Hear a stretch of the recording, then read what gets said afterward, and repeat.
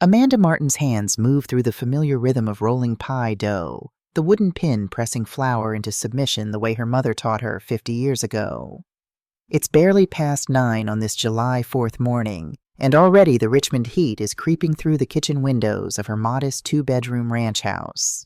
She's 67 now, and these hands have rolled this dough hundreds of times, for church potlucks, for Paul's birthday every March, for Ella's childhood celebrations. But today feels special.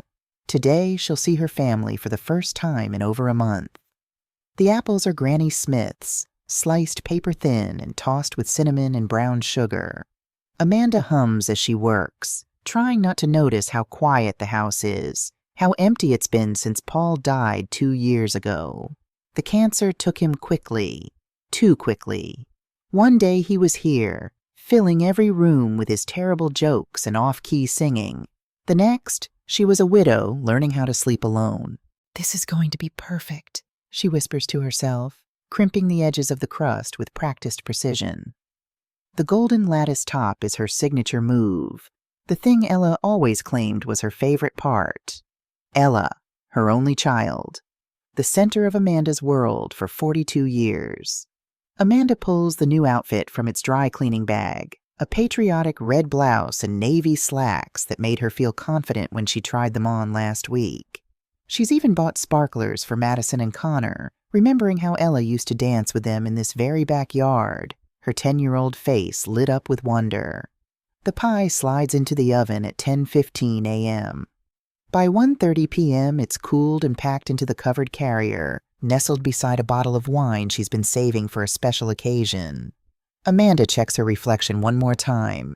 Hair neat, makeup light, smile hopeful. She doesn't know it yet, but this is the last morning she'll wake up as the woman who waits patiently for crumbs of her daughter's attention. Everything is about to change.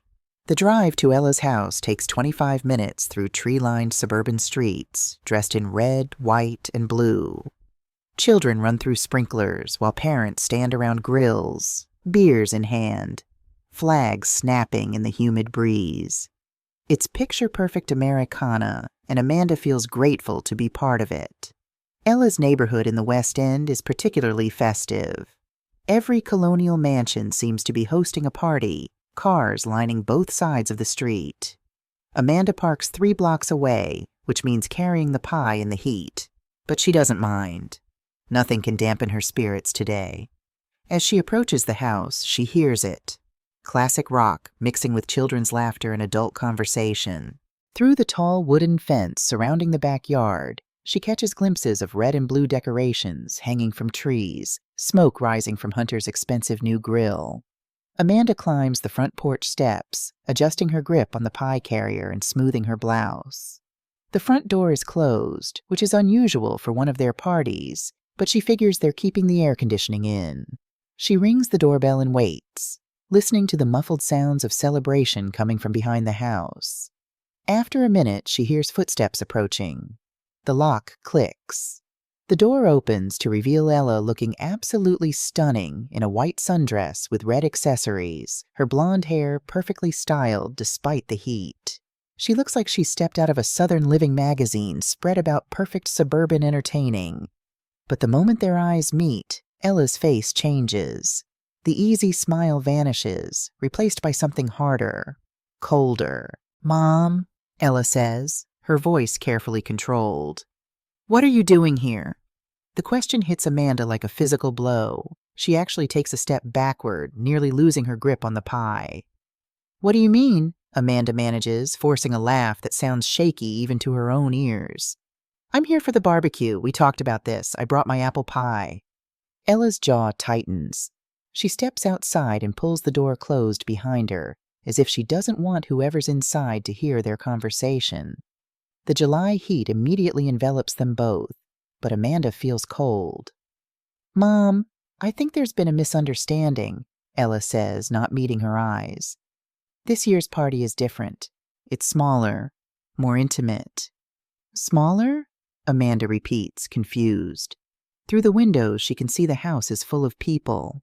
"Ella, I don't understand. You invited me. You texted me 3 weeks ago." "No." Ella's voice is flat, matter of fact. I didn't invite you. I invited Hunter's mother. She's been having a hard time since the divorce, and we wanted to make this special for her. Hunter's mother, Diane Wells. A woman who's looked at Amanda like she's something stuck to the bottom of her shoe since the day Hunter and Ella got engaged. A woman who's never hidden her belief that her son married beneath him. But you said I could come, Amanda stammers. You said same time as always. You asked me to bring the pie. Ella's expression doesn't soften. If anything, it hardens further. I think you misunderstood. I was asking if you were going to your own family gathering, not inviting you to ours. The words hang in the air between them like a slap. Amanda stares at her daughter, this woman she carried for 9 months, raised for 18 years, supported through college, celebrated through her wedding, comforted through difficult times, and she doesn't recognize her. Ella, Amanda says quietly, her voice barely above a whisper. This is our tradition. For 5 years I've been coming to your 4th of July party. I've never missed one. Well, traditions change. Ella crosses her arms. People grow. Families evolve. I'm sure you understand. Behind Ella, through the frosted glass of the front door, Amanda can see shadows moving. Someone laughs loudly. A woman's voice Amanda recognizes as Diane's, her replacement. I don't understand, Amanda says, and she hates how small her voice sounds. What did I do? What happened? For just a moment, something flickers across Ella's face. Guilt maybe, or uncertainty, but it's gone as quickly as it appeared. Nothing happened, Mom. This isn't about you. It's just, we're doing things differently this year. Tyler's mother is going through a divorce. She needs family support right now. And I'm not family? The words come out sharper than Amanda intended, but she's past caring about keeping the peace. Ella's eyes flash. Of course you're family. But Diane is Hunter's mother, and Hunter is my husband. His family comes first now. The casual cruelty of that statement, delivered so matter-of-factly as if it were the most natural thing in the world, takes Amanda's breath away. Mom, you're not welcome here, Ella says, and her voice is gentle now, which somehow makes it worse. I only invited my mother-in-law. I think it would be best if you left. The words echo in Amanda's head. You're not welcome here. I only invited my mother-in-law. Amanda stands there for a moment longer, looking at her daughter, waiting for her to take it back, to smile and say she was joking, to invite her in and tell her she's missed her. But Ella just stands there, arms crossed, waiting for Amanda to leave. I made your favorite pie, Amanda says stupidly, holding up the carrier. I'm sure it's lovely, Ella replies, but she makes no move to take it. Maybe you can enjoy it at home. At home, alone, in her quiet house with no laughter, no children, no family, just Amanda and a pie made for people who don't want her. Amanda turns without another word and walks back down the porch steps. Behind her, she hears the front door open and close, the lock clicking into place. By the time she reaches the sidewalk, the sounds of the party have resumed. Music, laughter, voices blending together in celebration. Her absence hasn't even created a ripple. She walks the 3 blocks back to her car in a daze, clutching the pie carrier and feeling the weight of every step. Other families wave from their driveways, assuming she's heading to her own celebration. She waves back automatically, her face arranged in what she hopes passes for a normal expression. It isn't until she's sitting in her car, the engine running and the air conditioning blasting, that she allows herself to really absorb what just happened. Her daughter, her only child, the center of her world for 42 years, has just told her she's not welcome in her home. She chose her mother-in-law over her, chose a woman who has never shown Amanda anything but disdain. Amanda sits there for a long time, staring at the pie on her passenger seat. Through her windshield, she can see other families enjoying their celebrations, and she feels like she's looking at them through glass, separated from a world she no longer belongs to. The memories flood in unbidden. Ella as a baby, sleeping on Amanda's chest. Ella at 5, learning to ride a bike in their driveway while Paul held the seat steady. Ella at 16, crying over her first heartbreak while Amanda held her and promised it would get better. Ella in her wedding dress, hugging Amanda tight and whispering, "Thank you for everything, Mom. I love you so much." Where did that girl go? When did she become someone who could stand on her porch and tell her own mother she wasn't welcome? Amanda doesn't remember driving home. One moment she's sitting outside Ella's neighborhood, and the next she's in her own driveway, the engine off and the silence deafening. Her house feels smaller when she walks in, more cramped and dim compared to Ella's spacious, perfectly decorated colonial. The contrast isn't lost on her. It never is when she visits Ella.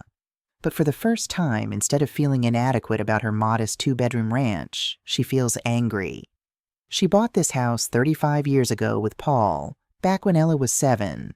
They scrimped and saved for the down payment, chose this neighborhood because it had good schools and safe streets where children could play. They painted every room themselves, installed the hardwood floors on weekends, planted the garden that still blooms every spring. This house had been filled with love, birthday parties and Christmas mornings, homework sessions at the kitchen table, and bedtime stories read in the cozy bedrooms. Ella took her first steps on these floors, learned to ride a bike in this driveway, brought her prom date to this living room for pictures. Now Ella looks at it like it's beneath her, as if the life Paul and Amanda built here isn't sophisticated enough for her new world of granite countertops and designer furniture. Amanda sets the pie on her kitchen counter and stares at it. What is she supposed to do with a pie made for 8 people when she's eating alone? She's still standing there when her phone buzzes. A text message from Ella. "Mom, I hope you understand this wasn't personal. Maybe we can have lunch next week?" Lunch next week. As if she can erase the humiliation, the rejection, the casual cruelty of what just happened with an offer to meet at some restaurant where Ella can check her phone and cut the visit short when it becomes inconvenient. Amanda stares at the message for a long time. The old Amanda would have responded immediately, would have thanked her for the olive branch, would have pretended everything was fine, would have swallowed her hurt and tried to repair a relationship that was apparently only valuable when it was convenient for Ella. But something shifts in Amanda during that drive home. Maybe it's the weight of 2 years of loneliness since Paul's death. Maybe it's the accumulation of a dozen small slights and dismissals she's ignored in favor of keeping peace. Or maybe it's simply the shock of being told in broad daylight and with perfect clarity that she's not wanted by the person she loves most in the world. Amanda turns off her phone without responding. That night, Amanda sits at her dining room table with a slice of apple pie and a cup of coffee, and she thinks about her life. Really thinks about it, perhaps for the first time in years. She's 67 years old. She was married to a wonderful man for 38 years before losing him to cancer. She raised a daughter she thought loved and respected her. She worked as a nurse for 40 years, helping hundreds of patients and their families through their darkest moments. She's been a good wife, a good mother, a good person. So why does she feel so disposable? The answer comes to her slowly, like pieces of a puzzle clicking into place. She feels disposable because she's allowed herself to become disposable. She's spent so many years putting everyone else's needs first that she's forgotten she has needs too. She's been so eager to avoid conflict, so determined to be the easy mother, the low-maintenance mother-in-law, that she's taught her family they can treat her however they want, without consequences. Amanda pulls out a yellow notepad and starts making a list. When did things start to change? After Paul died, she'd been supportive at first, called regularly, included me in family events. But as time passed and I started to heal, her attention shifted back to her own life. Calls became shorter, less frequent. Invitations came with caveats. If you're feeling up to it, or no pressure if you can't make it. She stopped asking for my advice, stopped including me in important decisions, started talking more about Diane. Hunter's mom suggested this. Diane knows a great place for that. We're having dinner with Diane. Amanda had interpreted this as Ella being sensitive to her grief, but now she wonders if it was something else entirely. Had Ella grown tired of dealing with her sadness? Had she found it easier to focus on Hunter's family, all alive and present and able to contribute to her social status in ways Amanda couldn't? Diane is a force of nature, a wealthy widow who travels extensively, wears designer clothes, has the kind of sophisticated social connections that open doors in Hunter's business world. She can afford expensive gifts for the grandchildren, can host elaborate dinner parties, can be an asset to Ella's carefully curated image of success. What can Amanda offer that compares? A modest pension, homemade pies, stories about the old days that probably bore them. The realization is painful but clarifying. She's allowed herself to become someone who could be easily replaced because she brings nothing unique or valuable to their lives anymore. She's just the mother, expected to be grateful for whatever scraps of attention they throw her way. Amanda sits back in her chair, looking at her list. Well, she thinks, maybe it's time to change that. She walks to Paul's old desk and pulls out the legal documents from his estate planning, yellowed now, but still valid. She Googles estate planning attorney Richmond, VA, and makes a note of the top-rated firm. Then she Googles something else. Elder abandonment statistics. The results are staggering. Thousands of elderly women find themselves isolated, discarded by children who've grown too busy, too important, or too focused on their own families to maintain relationships with their aging parents. Many suffer in silence, too proud or too ashamed to admit that their own children don't want them around. Amanda reads article after article, each one a variation on her own story. Mothers uninvited from holidays, grandmothers replaced by more convenient alternatives, women who gave everything to their children only to be discarded when they became inconvenient. What if there was a place they could turn? What if there were resources available to help them rebuild their lives, find new communities, discover new purposes? What if they didn't have to suffer in silence? Amanda looks at the clock. It's nearly midnight, but she's not tired. For the first time in 2 years, she feels something she hasn't experienced since Paul died. She feels purpose. 3 days later, Amanda sits across from James Morrison in his downtown law office. He's about her age, with kind eyes and a no-nonsense approach she's always appreciated. He handled Paul's will and estate planning, and she trusts him implicitly. "Amanda," he says warmly, rising from behind his mahogany desk to greet her. "I haven't seen you since we finalized Paul's estate. How are you holding up?" "Better than fine, actually, James. I need to make some changes to my will." His eyebrows rise slightly. "Of course. What kind of changes are we talking about?" Amanda sits down and folds her hands in her lap. "I need to understand exactly what I have, and I need to understand my options for leaving it to someone other than Ella." James's expression grows serious. He closes his office door and returns to his seat. "Amanda, that's a significant decision. Has something happened?" "You could say that." She tells him the story of July 4th. When she finishes, James leans back in his chair, his face grave. "I'm sorry that happened to you," he says simply. "That must have been devastating." "It was enlightening," Amanda corrects. "And now I need to know where I stand financially." They spend the next hour going through her assets. What Amanda learns surprises her. Between Paul's life insurance, his pension, her own retirement savings, and the house that's appreciated considerably over the years, she's worth significantly more than she realized. Just over $1.2 million. "Does Ella know about this?" James asks. "She knows there's an inheritance coming, but we've never discussed specifics. I think she assumes it's mostly just the house and a small savings account." James nods thoughtfully. "And currently, everything goes to her. She's your only child, your only heir." "But James," Amanda meets his eyes directly, "I don't want someone who doesn't value me to benefit from my death. I want to leave my money to people and causes that matter, to make sure my legacy means something." "I understand. But Amanda, this is a big decision. Maybe you should give it some time. See if the situation with Ella improves." "No," Amanda says firmly. "I've given enough time to trying to maintain a relationship that only exists when it's convenient for her.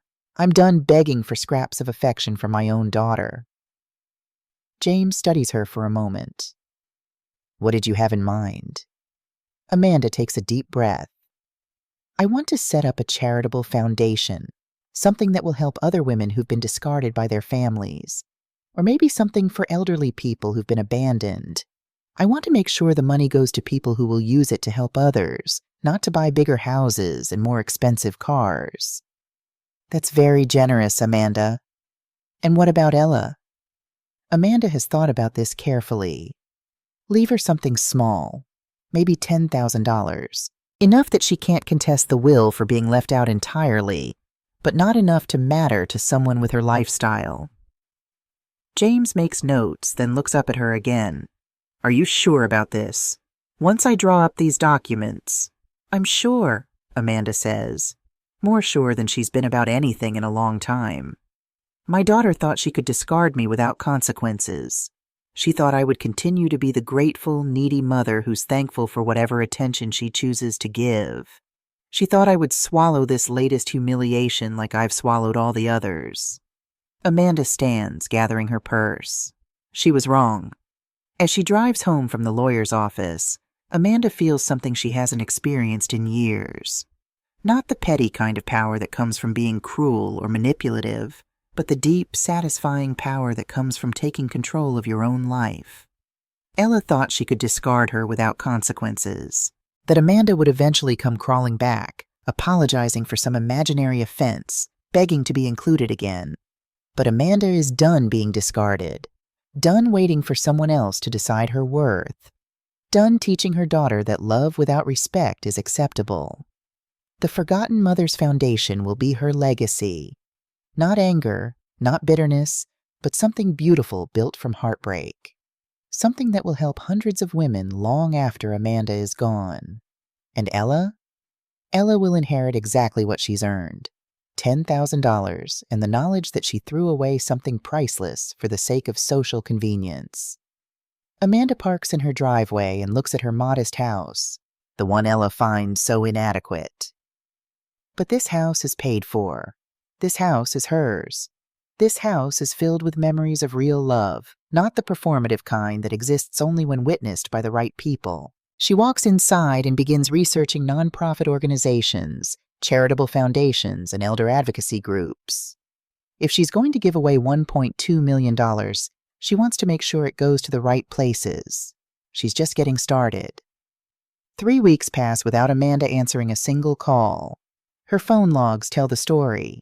Ella calls 6 times, Hunter twice, even Diane once. The text messages escalate from "hope you're okay" to "mom, please call us back" to "we're worried, just let us know you're alive." Amanda responds just enough to prove she hasn't died. "I'm fine, busy with projects. We'll be in touch." She doesn't tell them what she's busy with. During those weeks, Amanda transforms. She researches elder abandonment until her eyes burn. The statistics are staggering. Nearly 1 in 3 elderly Americans experiences family estrangement. She reads stories that mirror her own. Mothers uninvited from holidays, grandmothers replaced by more convenient alternatives, elderly women spending celebrations alone while their children choose more important family members. Amanda contacts nonprofit consultants, reaches out to elder advocacy groups, and begins planning. She has lunch with Carol Fletcher, her old friend from the hospital. "I can't believe Ella did that," Carol says, shocked. "It was clarifying," Amanda replies. "I've spent 2 years waiting for my daughter to need me. Now I'm going to help mothers who are waiting for children who will never come back." She also takes care of herself, buys those expensive sheets, treats herself to nice dinners, gets professional haircuts. Most importantly, she meets with James Morrison twice more to finalize the foundation's legal structure. The calls from Ella keep coming. Amanda doesn't answer. On day 21, Amanda is comparing coffee prices when she hears Ella's voice behind her. "Mom, what the hell is going on?" Amanda turns calmly. Ella looks exhausted, dark circles under her eyes. "Hello, Ella. How are you?" "How am I?" Ella's voice rises. "I've been worried sick. You disappeared. You won't return calls. What is wrong with you?" "Nothing's wrong. I've been busy." "Busy doing what?" "You're retired." The dismissive tone confirms everything Amanda has been thinking. "I'm starting a foundation," Amanda says. The Forgotten Mothers Foundation. Support for elderly women abandoned by their families. Ella blinks. That's nice, Mom, but what does it have to do with ignoring us? Tell me, Ella, when's the last time you called just to talk? Not to ask for something, but just to see how I was doing? We talk all the time. When's the last time you invited me somewhere without me asking? When's the last time you chose me over someone else's comfort? Around them, shoppers are staring. Amanda doesn't care. This is about July 4th, isn't it? I told you that wasn't personal. Wasn't it? Diane needed what exactly? To take my place at my family celebration? To be grandmother to my grandchildren while I sat home alone? She's going through a divorce. And what about what I needed? Amanda's voice grows stronger. I've been a widow for 2 years. I'm your mother, not some distant relative you discard when someone more interesting comes along. Ella's face flushes. You're being dramatic. It was one party. No, Ella, it was a pattern. The culmination of 2 years of you pushing me out of your life. Proof that I'm only valuable when I'm useful. Amanda starts to leave, but Ella grabs her arm. Wait, can we please talk about this? Amanda looks at Ella's hand, then her face. For a moment, she sees the little girl who crawled into bed during thunderstorms. But then she remembers standing on that porch, being told she wasn't welcome. I don't think there's anything to talk about. You made your choice clear. But I love you. Do you? Or do you love having a mother who makes you feel good without requiring real effort? I don't think you love me, Ella. And the moment I needed something, basic respect, you chose someone else.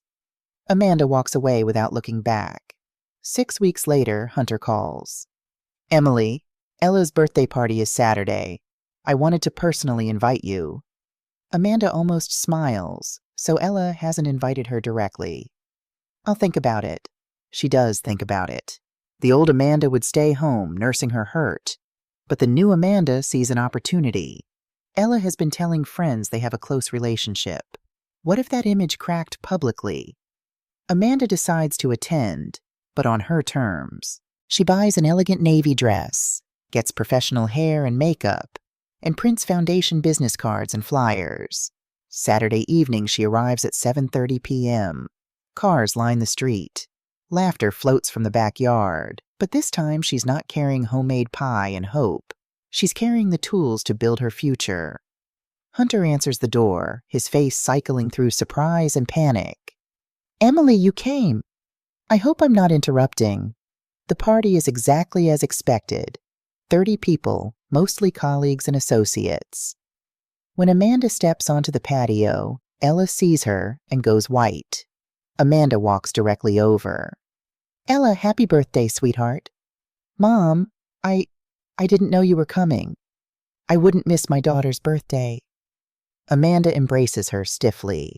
A blonde woman steps forward. I'm Sarah Henderson, Ella's colleague. We've heard so much about you. Ella talks about you all the time. You two must be very close. Amanda glances at Ella's pale face. We talk regularly. And you're starting charity work? Another woman asks. Yes, the Forgotten Mothers Foundation. We support elderly women abandoned or neglected by their families. Silence falls. Amanda sees them processing. Ella's claims of closeness versus an organization for abandoned mothers. What inspired that focus? Sarah asks carefully. Personal experience, Amanda says simply.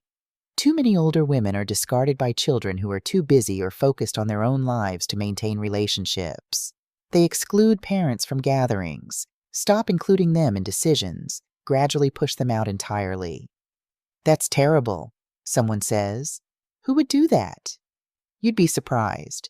Take holidays. It's common for adult children to stop inviting elderly parents, sometimes preferring in-laws instead. The implications are clear. Ella's friends look between them, understanding dawning. Ladies, Ella says abruptly, let me show you the kitchen renovations. As the group moves away, Ella grabs Amanda's arm. What the hell are you doing? Socializing at my daughter's birthday party. Isn't this what you wanted? You're making me look like a monster. I'm sharing information about my foundation. If that makes you uncomfortable, ask yourself why. Amanda works the room, naturally mentioning the foundation in each conversation. David Morgan, a man in his 50s, approaches. Mrs. Martin, I work with Hunter. My mother-in-law is experiencing family estrangement. Could your foundation help? Absolutely. What's her situation? Her daughter cut her off after she remarried. They don't approve, so they stopped including her in events. Unfortunately common. Amanda hands him a card. We have support groups and counseling resources. Was this really inspired by your experience with Ella? He asks quietly. The foundation was inspired by realizing too many women suffer in silence when families abandon them. Some adult children simply choose convenience over their parents' well-being. David nods, understanding perfectly. Diane Fletcher approaches with wine and a practiced smile. Amanda, what a surprise. Hello, Diane. Adjusting well to single life? Wonderfully. Ella and Hunter have been so supportive. How comforting to have family who value you, Amanda says evenly. I was telling guests about my foundation for abandoned elderly women. Daughters who stop including mothers in events, who choose others' comfort over their parents' feelings. Diane's smile falters. Hunter appears. Emily, could we talk privately? In a quiet corner, he asks bluntly, What's your endgame? Are you trying to humiliate Ella?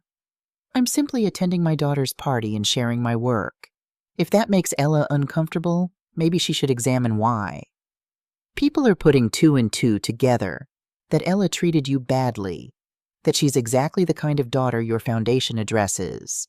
Well, Amanda says calmly, if the shoe fits. Ella realizes she made mistakes. She wants to fix things. What Ella did wasn't mistakes, Hunter. It was deliberate choices revealing her true feelings.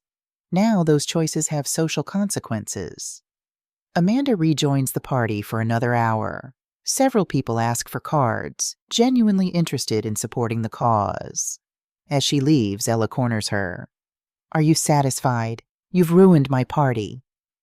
I've done nothing but share truth. If that made you look terrible, you already were terrible. I just helped people see it. Ella's composure cracks.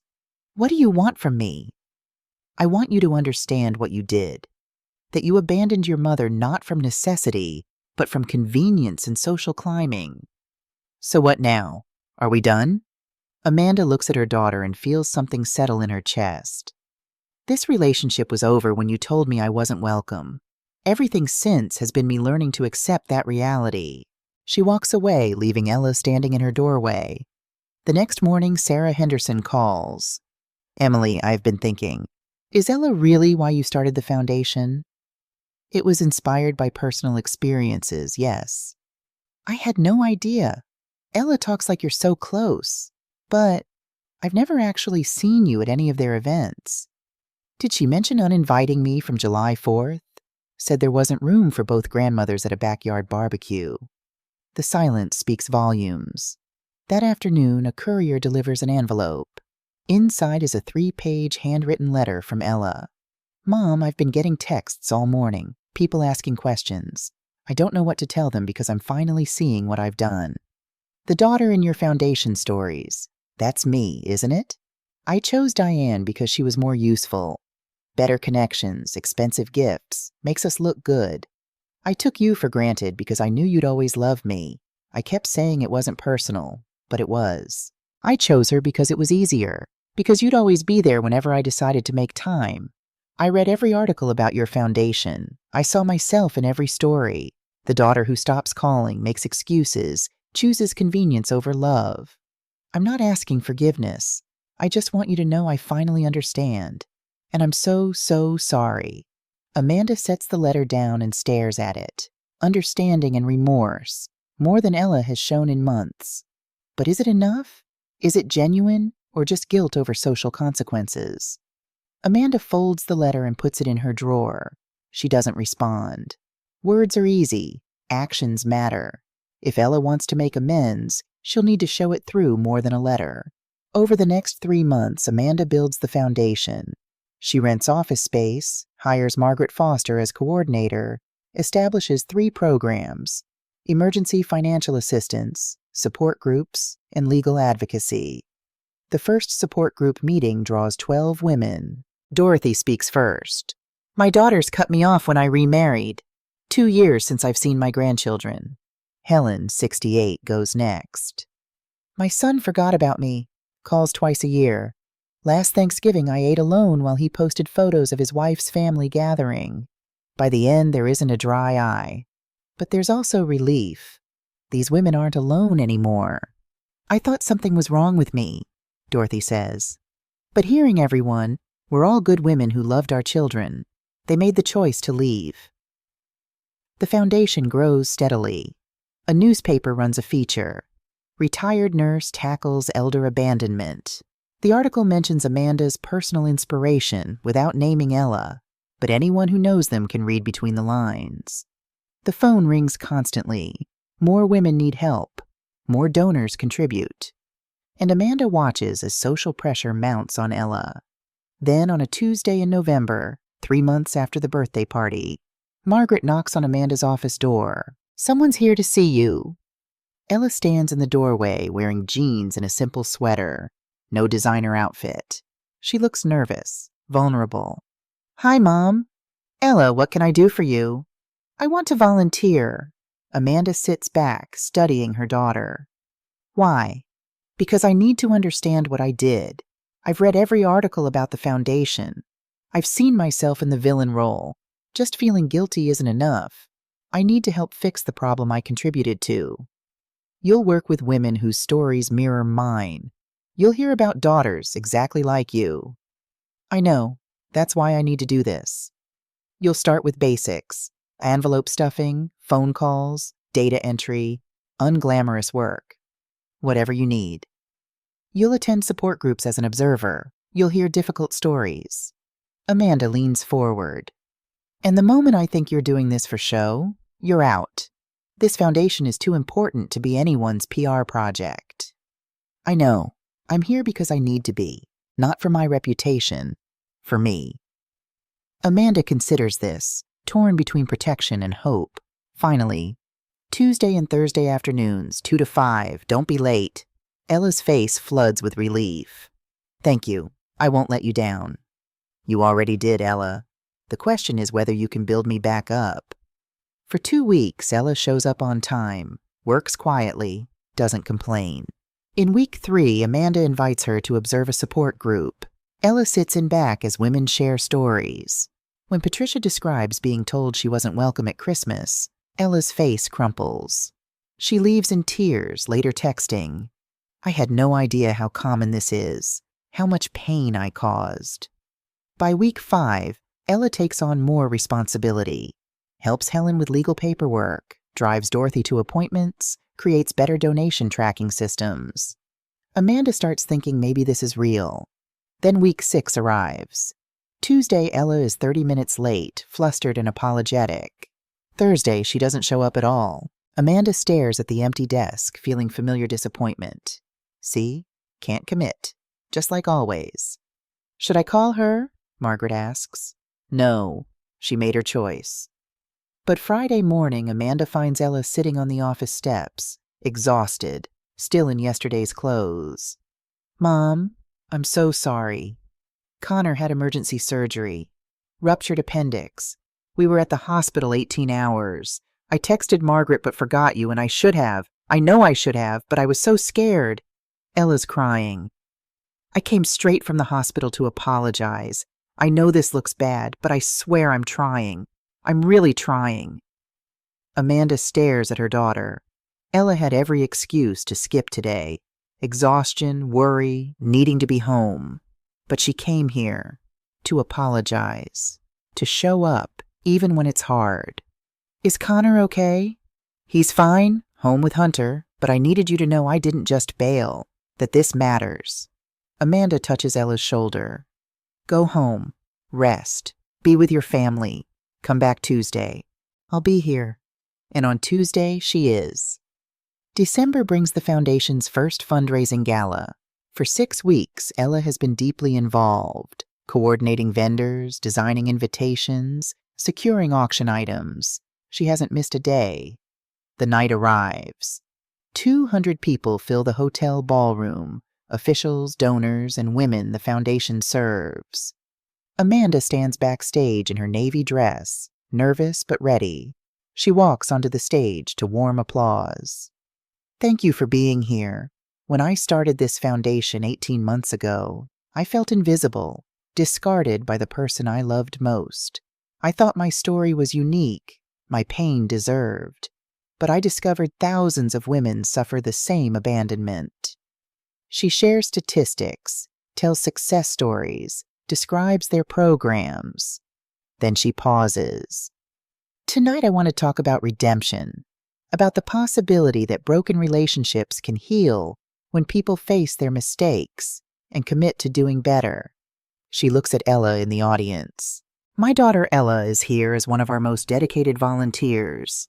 18 months ago, she made choices that hurt me, choices that were why women needed this foundation. But tonight, she's one reason other families might not need it. Because Ella did something brave. She admitted she was wrong. She faced uncomfortable truths. And she put in real, sustained work to become better. Amanda pauses. Ella, would you come up here? Ella looks shocked but makes her way to the stage. Amanda hands her the microphone. Ella's hands shake. 6 months ago, I was why women needed this foundation. I excluded my mother from celebrations, chose convenience over her feelings, took her for granted. I became the daughter every mother fears. Women in the audience cry. I can't undo the pain, but I can try to be better, help other mothers not suffer like mine did, and tell other adult children, if you're treating your parents like burdens, stop before it's too late, before you become the villain in your own mother's story. The room erupts in applause, genuine moved applause. Ella and Amanda embrace, and this time, it's real. The photographers capture the moment of true healing beginning. The foundation raises $85,000. But the real success is in the women who thank Amanda for giving voice to their pain, for changing their lives. And in the way Ella stays by her side all evening, introducing people to her mother with genuine pride. After the gala, Ella drives Amanda home. In the car, she hands Amanda a small wrapped box. Inside is a silver necklace. Chosen family. I know blood makes us related, Ella says, but I choose you every day now, not from obligation or guilt, but because you're amazing and deserve to be valued. Amanda puts it on immediately, feeling the weight like a promise. I have something for you, too. Amanda hands Ella an envelope. Open it at home. Later, Ella calls. Mom, when did you change the will? 2 months ago, after you came to apologize that Friday. That's when I knew your change was real. The revised will splits Amanda's estate. 50% to Ella, 50% to the foundation. Dated 6 weeks before the gala. You forgave me before I asked, Ella whispers. I forgave you when I saw you do the work, even if I never forgave you. That's when I knew it wasn't about guilt. It was about becoming someone better. They talk for another hour, really talk. About Connor's recovery, about Madison's school play, about Hunter's promotion. But also harder things. Grief over Paul, Amanda's loneliness, Ella's fear of not being enough. It's not perfect. They're not perfectly healed, but they're on the path forward. A week later, Amanda writes to Madison, who's been asking questions about why Grandma and Mom had problems. Dear Madison, your mom and I had a difficult time because she made choices that hurt me, and I had to decide whether to accept being treated poorly just to keep peace. I chose not to accept it, but your mom did something brave. She admitted she was wrong and showed it through actions. She worked to be better even when she didn't know if I'd forgive her. That's real strength, Madison. Not pretending you're perfect, but admitting mistakes and doing the work to fix them. I'm proud of your mom for that. Amanda addresses the envelope and walks to the mailbox. As she's heading back inside, Ella's car pulls into the driveway. I made too much chili, Ella says with a small smile. Thought you might like some. It's not scheduled, not planned, just Ella checking in, showing up, choosing her mother on an ordinary Tuesday. "I'd love some. Come in. I just made coffee." As they sit at Amanda's kitchen table sharing chili and talking about nothing in particular, Amanda realizes this is what healing looks like. Not grand gestures, just showing up, every day, even when it's ordinary, especially when it's ordinary. June 2025 arrives with the kind of sticky Virginia heat that makes everything shimmer. Amanda stands in her garden at dawn, deadheading roses before the temperature becomes unbearable, and marvels at how much has changed since that terrible July 4th 2 years ago. She's 69 now, and her life looks nothing like she expected it would at this age. The Forgotten Mothers Foundation has grown beyond anything she imagined. They now serve over 200 women across the Richmond area, with 3 full-time staff members and a roster of dedicated volunteers. The foundation has partnered with the city's Elder Services Department, received state recognition for innovative programming, and become a model other communities want to replicate. But more than the foundation's success, Amanda herself has transformed. She's no longer the woman who measured her worth by her daughter's attention. She's no longer waiting for crumbs of affection, no longer willing to accept less than she deserves. She's built a life of purpose and meaning. She serves on 2 nonprofit boards, mentors younger women starting their own organizations, and speaks at conferences about elder advocacy. She's even started dating. Nothing serious yet, but a widower named Robert from her book club takes her to dinner every other week, and she enjoys his company without feeling desperate or needy. Her relationship with Ella has settled into something neither of them expected. Genuine friendship built on mutual respect rather than obligatory family ties. They talk several times a week, real conversations about books and politics and life, not just logistics and schedules. Amanda joins them for Sunday dinners most weeks, and Ella stops by Amanda's house for impromptu visits, sometimes with the kids and sometimes alone. It's not the relationship they had before, that woman who accepted whatever scraps Ella threw her way. She's gone. But what they've built in her place is stronger, healthier, more honest. Ella is now the foundation's director of outreach, a paid position she's earned through 18 months of dedicated work. She speaks at conferences about family reconciliation, sharing her own story of abandonment and redemption with raw honesty that moves audiences to tears. She's become a powerful advocate for elderly parents, precisely because she was once the kind of daughter they needed protection from. Amanda finishes with the roses and heads inside to shower. Tonight is the Foundation's 2nd annual gala, and she wants to look her best. This year's event is even bigger than the first. 300 expected guests, major corporate sponsors, and a keynote speaker from the National Council on Aging. As she gets ready, Amanda catches sight of the chosen family necklace hanging on her dresser. She wears it most days now, but today she's chosen something else. Her grandmother's pearls. The necklace Ella gave her represents their new relationship, but her grandmother's pearls represent something older, deeper, the legacy of strong women who survived hardship and built something lasting. Tonight isn't just about her and Ella anymore. It's about the movement they've started together. The Grand Hotel's ballroom is transformed into an elegant tribute to maternal love. Instead of the typical nonprofit gala decorations, Ella has designed something more personal. Each table centerpiece contains framed photos submitted by their clients, mothers with their children in happier times. Baby pictures, wedding photos, holiday gatherings. A reminder of what's been lost, but also what can sometimes be reclaimed. Amanda arrives early and walks through the space, reading the small placards beside each photo frame. Dorothy and her 3 daughters, 1985. Helen and her son on his college graduation day. Patricia holding her first grandchild. Each photo represents a story of love and loss, but tonight also represents hope. Margaret Foster finds Amanda near the stage. Everything's ready. The mayor just arrived, and we've already exceeded our fundraising goal of $120,000 and counting. Amanda squeezes her hand. Thank you for everything you do. I couldn't have built this without you. You built something extraordinary, Amanda. Not just a foundation, but a community. You've given hundreds of women their dignity back. Guests begin arriving, and Amanda moves through the crowd with practiced ease. She's comfortable in this role now, the advocate, the founder, the woman who turned her pain into purpose. She stops to greet Sarah Henderson, who's become a major donor and brought several of her colleagues tonight. She chats with David Morgan and his mother-in-law, who now volunteers in the foundation office twice a week. She sees her family at a table near the front.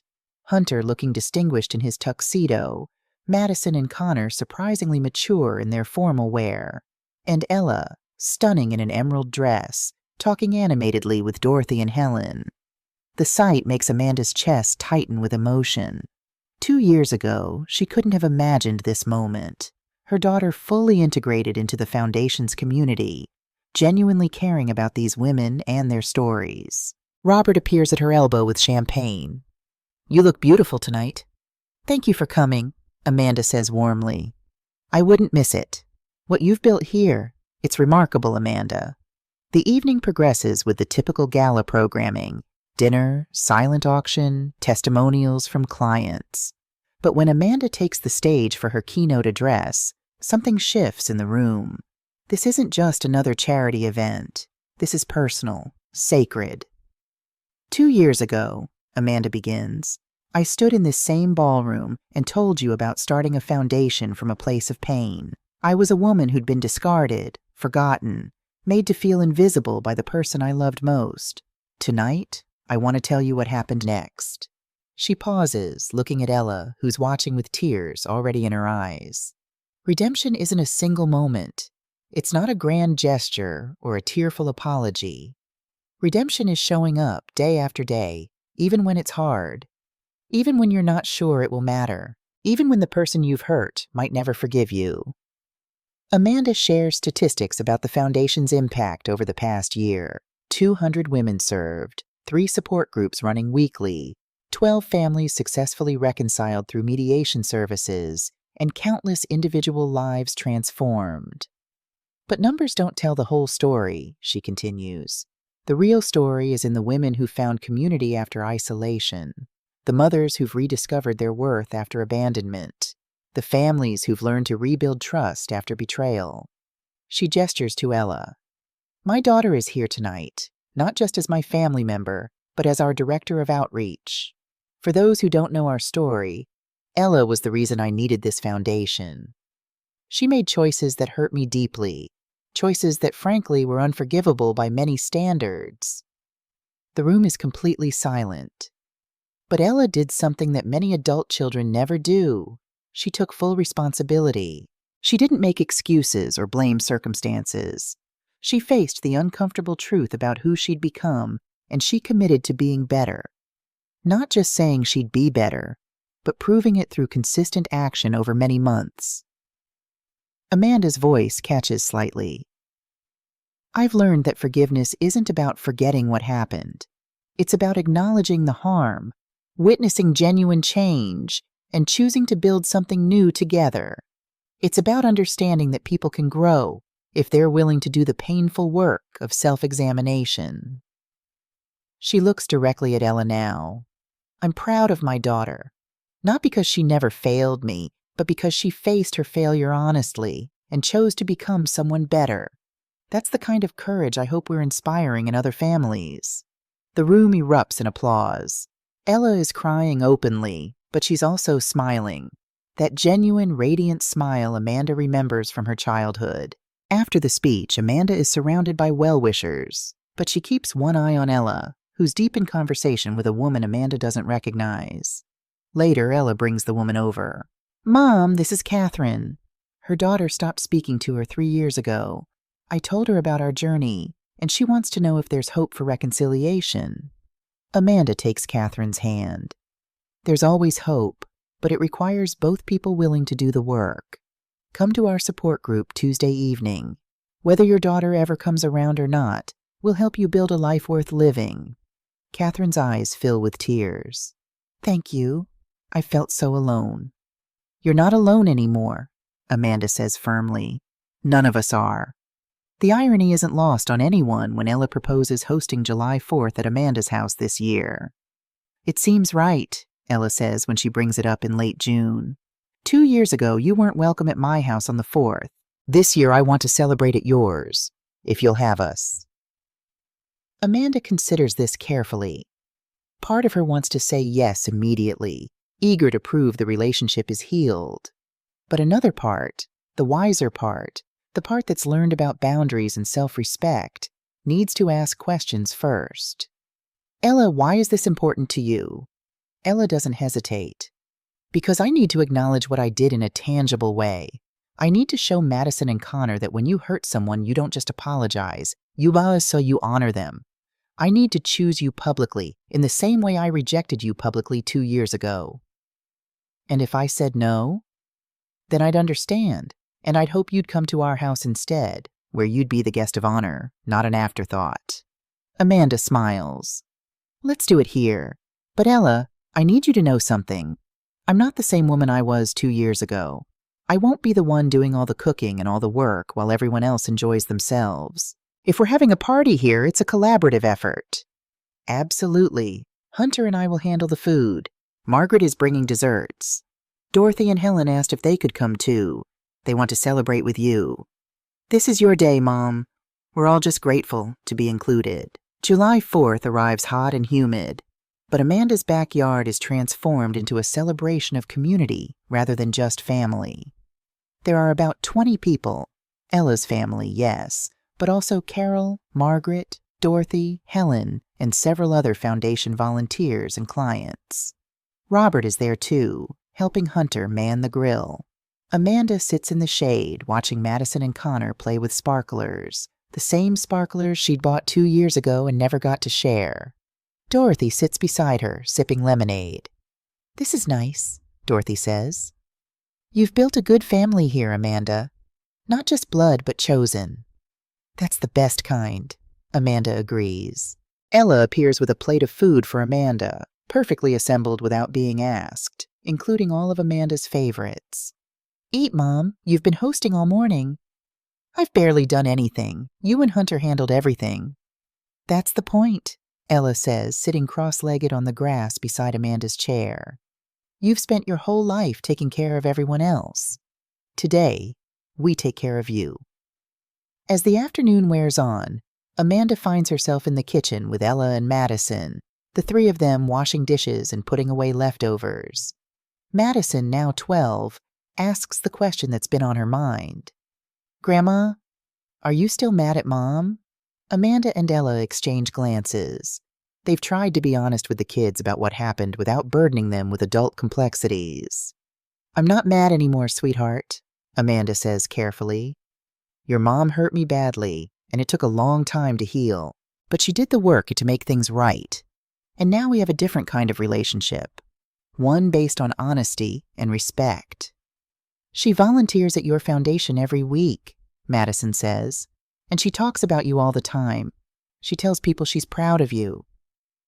Ella's eyes fill with tears. I am proud of her. She's the strongest woman I know. Amanda wraps an arm around Madison. The important thing to remember is that love isn't just a feeling. It's actions. It's showing up. It's choosing someone, even when it's hard. Your mom has chosen me every day for the past 18 months, and that means everything.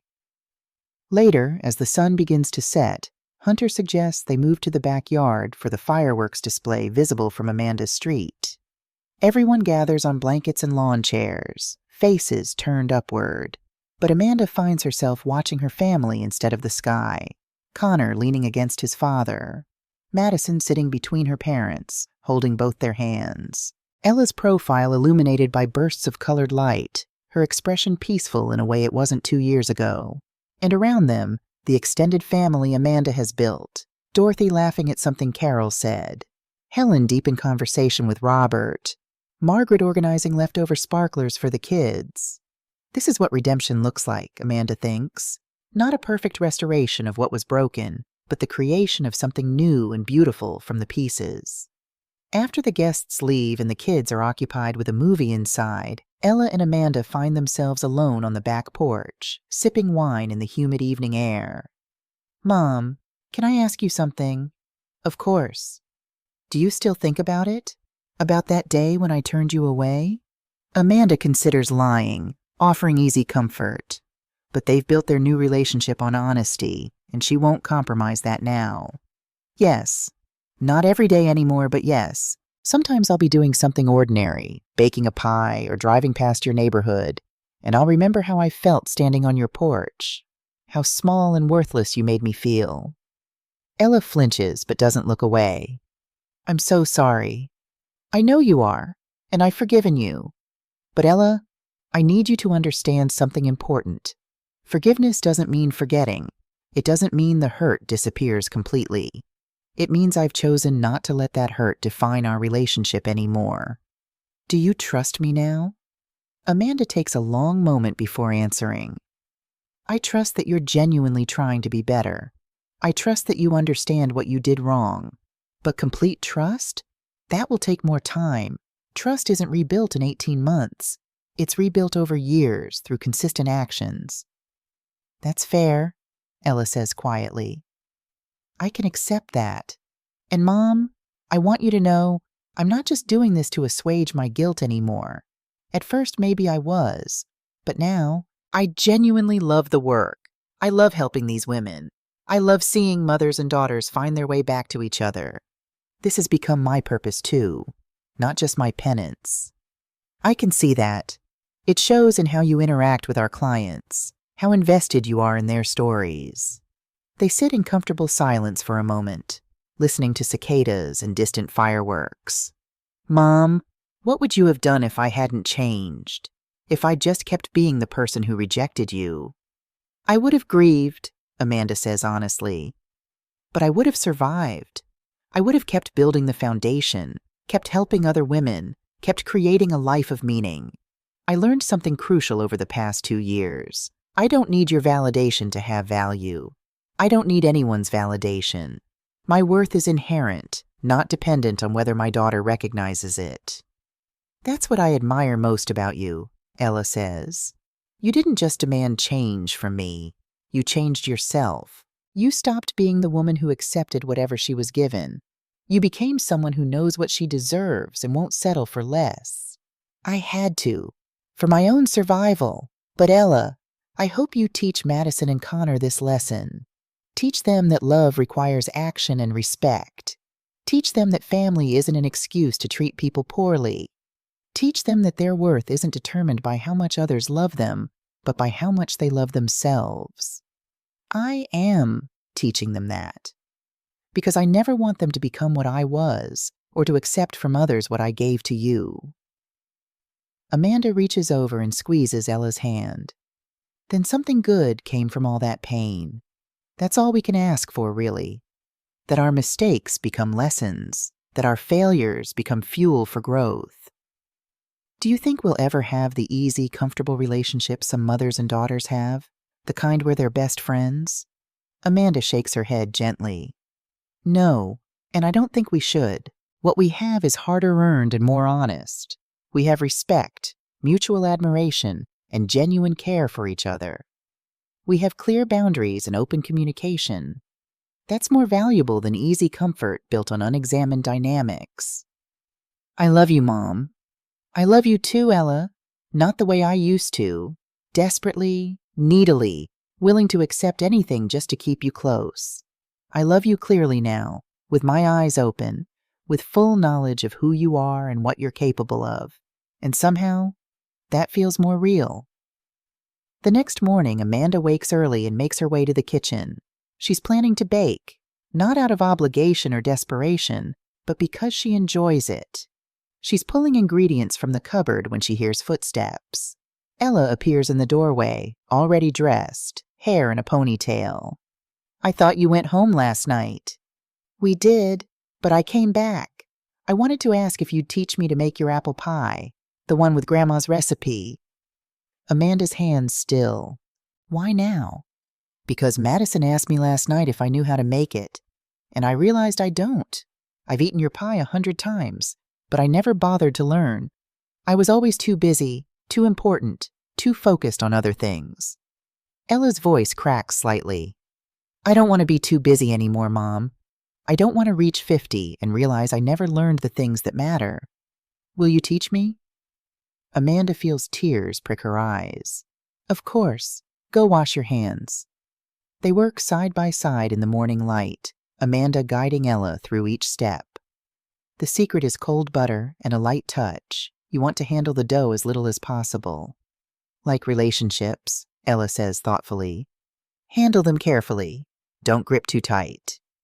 Exactly. As they work, Madison appears, drawn by the smell of baking and the sound of their voices. Can I learn too? Amanda looks at her granddaughter, 12 years old, perceptive, hungry for connection, and remembers teaching Ella at this same age. The cycle continuing, but different this time. Better this time. Pull up a chair, sweetheart. 3 generations work together, flour dusting their hands and the countertop. Amanda explains each step. Ella asks questions she should have asked years ago, and Madison absorbs it all with the intensity of youth. Understanding something important is being shared. Why do we use Granny Smith apples specifically? Madison asks. Because they hold their shape and don't get mushy, Amanda explains. Your great-great-grandmother discovered that after many failed attempts.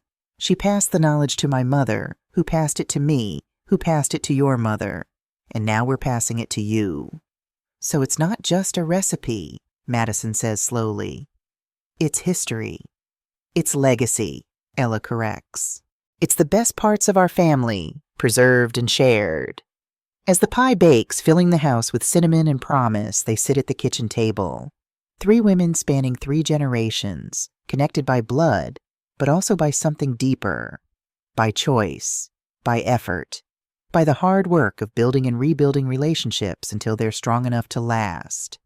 Amanda looks at her daughter and granddaughter and feels something settle in her chest. Not the desperate love of 2 years ago, always anxious and needy. Not the angry hurt of 18 months ago, defensive and walled off. This is something calmer, wiser, more sustainable. This is peace. Grandma, Madison says, playing with the chosen family necklace Amanda's wearing today. Mom told me you gave her half your inheritance. Why? Amanda glances at Ella, who nods encouragingly. Because your mom proved she understood what matters. She proved she valued me, not for what I could give her, but for who I am.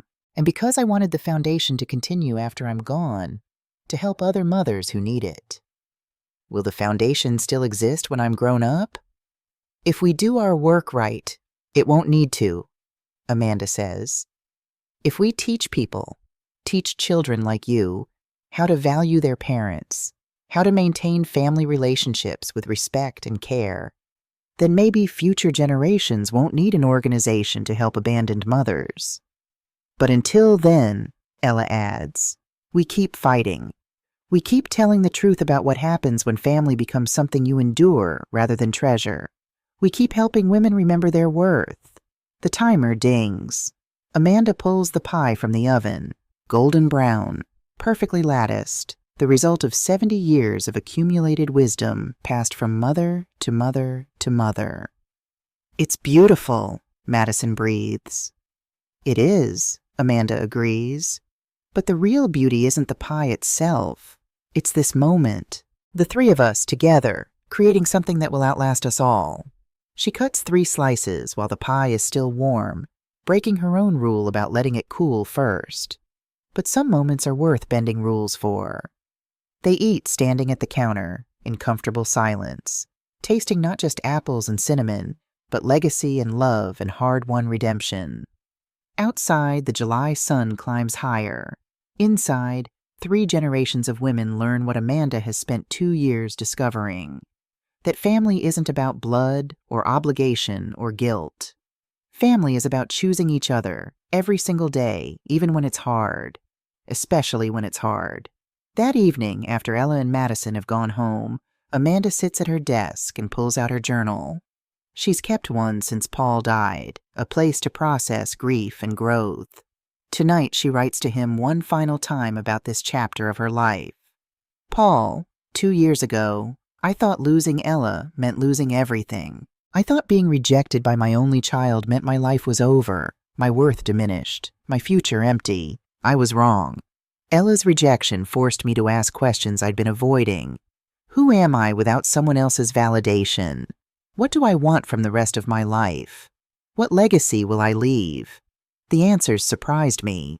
I'm stronger than I knew. I want purpose and meaning, not just comfort and convenience. And my legacy isn't just Ella. It's the foundation, the women I've helped, the movement I've started. Ella and I will never have the relationship we had before. That relationship was built on unequal ground, with me always reaching up and her occasionally reaching down. What we have now is better. Two women standing on level ground, choosing each other with clear eyes and open hearts. I've learned that love without respect is hollow, that forgiveness without change is meaningless. That family is something you build through consistent action, not something you inherit and take for granted. I miss you. I wish you could see what I've built from the ashes of that terrible July 4th, but I think somehow you'd be proud that I didn't just survive Ella's rejection. I used it to become someone stronger, someone more complete, someone who knows her own worth. I'm not the woman you married, Paul. I'm not even the woman I was 2 years ago. I'm someone new, forged in the fire of abandonment and redemption. And I finally understand that this was always inside me, waiting for the right circumstances to emerge. Thank you for believing in me, even when I didn't believe in myself. Thank you for the years we had. And thank you for giving me Ella, not because she never hurt me, but because loving her, losing her, and finding her again taught me the most important lesson of all. I am enough, all by myself, regardless of who chooses to love me. Rest well, my love. I'm going to be fine. Always, Amanda. She closes the journal and places it on the shelf beside Paul's old books. Then she walks to the window and looks out at her modest garden, her simple house, her carefully built life. The house Ella once saw is beneath her. The life Amanda once feared was empty. The future she once thought was ending. All of it exactly right. Exactly enough. Exactly what she needed. Amanda touches the chosen family necklace at her throat and smiles. Tomorrow she'll go to the foundation office. She'll lead a support group meeting. She'll help more women discover their worth after abandonment. She'll continue building something that matters. But tonight, she'll simply be grateful. For second chances. For hard-won wisdom. For the daughter who chose to become better and the granddaughter who's learning from both their mistakes. For the life she's built from heartbreak. For the woman she's become through suffering. For the legacy she'll leave behind. Amanda Martin, once forgotten, now unforgettable.